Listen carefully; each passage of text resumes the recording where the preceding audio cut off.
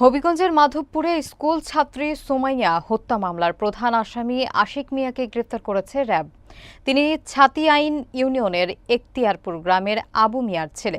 বিস্তারিত দেখুন নাহিদ মিয়ার প্রতিবেদনে। শনিবার দিবাগত মধ্যরাতে গণমাধ্যমে পাঠানো এক বার্তায় এ তথ্য নিশ্চিত করেন র্যাব ৯ সিলেটের মিডিয়া অফিসার ও অতিরিক্ত police super KM Shahidul Islam সোহাগ। র্যাব জানায়, গোপন সংবাদের ভিত্তিতে রাত ১০টার দিকে র্যাব ৯ CPC ৩ শায়েস্তাগঞ্জ ক্যাম্পের একটি আভিযানিক দল হবিগঞ্জ সদর উপজেলার লস্করপুর এলাকায় অভিযান চালায়। অভিযানে সুমাইয়া হত্যা মামলার প্রধান আসামি আশিক মিয়াকে গ্রেফতার করা হয়।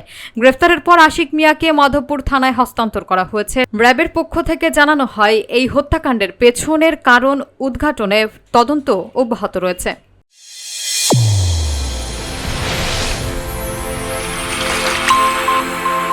চ্যানেল A1 হৃদয়ের স্পন্দন।